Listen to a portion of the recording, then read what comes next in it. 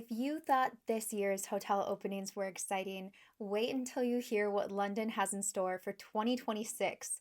The new year will see an unveiling of several luxury hotels that blend historical grandeur with modern sophistication.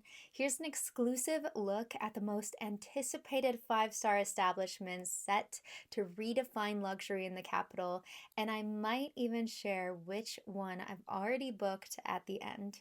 Do you want to be neighbors with the King of England? Because there's a new Waldorf Astoria hotel coming to London set in the former government building called Admiralty Arch. It was originally commissioned by King Edward VII in memory of Queen Victoria, and it was designed in 1910 by Austin Webb, who designed the main facade of Buckingham Palace, which is located right on the opposite side of the road, so guests can see views of the palace, Nelson's Column, Trafalgar Square. If you stay here, you will be right at the heart of royal events and processions. These conversion plans were announced back in 2012, so over a decade ago, but the iconic building is over a century old.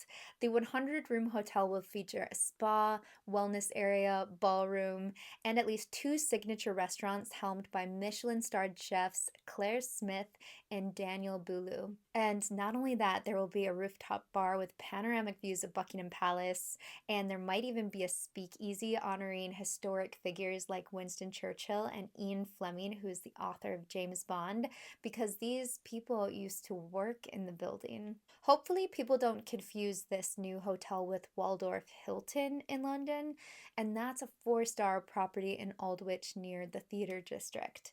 This five-star Waldorf Astoria is set to complete in Q2 of 2026. Some of these hotels got a opening date that's been pushed back, so although you've seen them in my video in 2025, they're now going to be finished in 2026, which brings me to my next hotel. Opening spring 2026, Six Senses makes its UK debut inside the grand revival of the Whiteley. This is a former Art Deco department store near Hyde Park. Designed by Foster and Partners, the hotel combines heritage architecture with modern wellness-led luxury, and this will definitely excite design enthusiasts, eco-conscious individuals, and wellness-focused travelers. Inside, expect around 110 bedrooms and suites, a flagship Six Senses spa with a 20-meter pool, alchemy bar, and biohacking lounge. I'm not going to pretend I know what biohacking is. So come down this rabbit hole with me. Biohacking is the practice of using science, technology, and self-experimentation to make strategic changes to your biology, lifestyle, and diet to improve your health and well-being. Most biohacks focus on a few key areas that have significant impact on health. Some of these areas would relate to sleep optimization, targeted nutrition and fasting, and exercise and recovery. We are all going to need some serious biohacking after this holiday season. There will also be a social and wellness club. I'm really hoping that these design renders are as close as possible to the finished product because I love the interiors. This is said to be one of the most exciting new openings of the capital. But maybe the next one is more exciting. If you want a speakeasy jazz bar, great butler service, this one might be for you. Making the brand's debut in the UK, the St. Regis London is set to open mid-2026. Located on the corner of Bond Street and Conduit Street and Mayfair, this Marriott brand marks the debut of St. Regis in the UK. The property is undergoing major redevelopment. It was formerly the Westbury Hotel, which was also under the Marriott umbrella. This hotel will benefit from the addition of an 8th floor and a full refurbishment of about 196 rooms and suites. Key features will include the iconic polo bar, retained from the original building's heritage, a signature fine dining restaurant, speakeasy-style jazz bar, and a full fitness and spa facility. Service will reflect the brand's hallmark butler service and bespoke luxury. This will be ideal for luxury seekers valuing timeless elegance and personalized service. I'm excited to see what St. Regis has in store because when I tried St. Regis Dubai, I was so impressed. They found out that another hotel let me down, and I was a little sad about it. And they went out of their way to specifically make me a gold cappuccino. I mean, they were on it. They were like, you don't need therapy. You need 24 karat gold caffeine. How do you know me better than my own family does? I also really like how St. Regis has a memorable tradition. Every evening at all the hotels, they have a champagne sabrage. As you can see, I was unsure about this pronunciation and now know it is a French word pronounced sabrage. So sorry. Ritual, which takes place at sunset, and they use a sword to open a bottle of champagne. And guests can also book a private masterclass from a St. Regis butler. Sometimes they use swords culturally relevant to the location. So, for instance, in St. Regis, Bangkok, they may use a sword from the Royal Thai Army. And that leaves me wondering if they're going to use one from the British Army or one with royal family history. That would be really cool. This new hotel was originally built in 1752 to entertain political powerhouses and the social elite.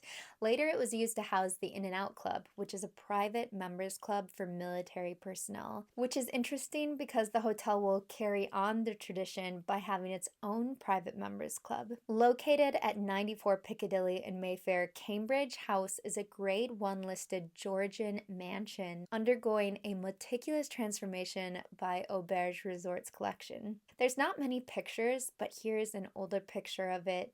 And with the combination of interior designers, it will be super interesting to see what the inside is going to look like when finished. As I discuss the hotel, I'll show you some of the interior designers' work and style, but please know this is not the hotel or any design plans for the Cambridge House Hotel. It's just interesting to see their different styles and how they're going to come together when it's finished. Jean-Louis Denioy is designing the main hotel, such as the lobby, hallways, and bedrooms.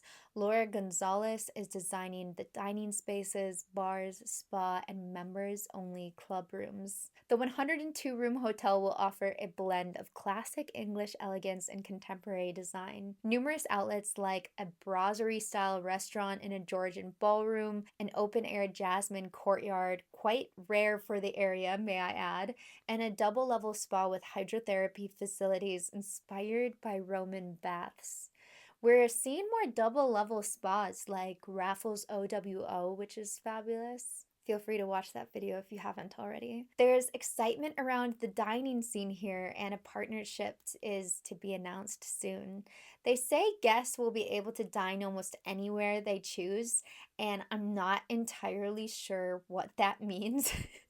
But trust me, when I say that I'm gonna see how far I can go with this when I stay there. I had ChatGPT create an image of a blonde girl or me dining on the roof, and unfortunately, being on the roof was the least scary part of this photo. Cambridge House is expected to be both a tranquil retreat and vibrant social hub opening spring 2026. This is going to be great for affluent travelers seeking a blend of heritage, contemporary luxury, and social atmosphere. Do you think the combination of these designers will bring something new to Mayfair? This luxury hotel is being built and doesn't even have a public name yet.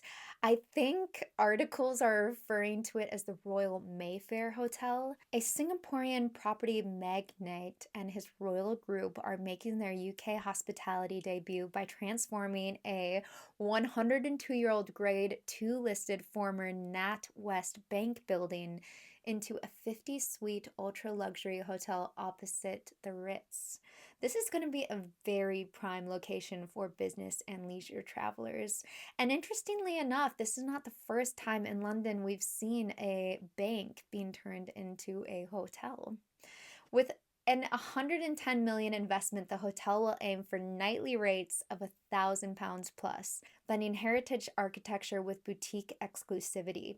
British design firm Ritchie Design Partners leads the conversion, set for completion by the end of 2026. There are very few all-suite hotels in London, but I wonder if this is going to be a new trend that we're seeing as a couple have sprung up in recent years.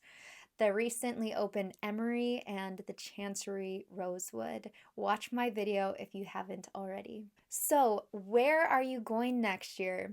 Enjoying the dining and history at Waldorf Astoria next to your royal neighbors? Socializing in a private members club and sitting at a Roman inspired spa at the Cambridge House? Revive yourself in modern Art Deco style at Six Senses the Whiteley? Soak up the jazz and personal butler service at St. Regis London, or indulge in a boutique all suite escape in a historic bank whose name remains a secret. And where am I going? I've booked Six Senses the Whiteley, but hopefully I can visit them all. Let me know your thoughts. Thank you so much for watching. Definitely check out the video below because YouTube thinks you're gonna love it, and subscribe if you want to see more.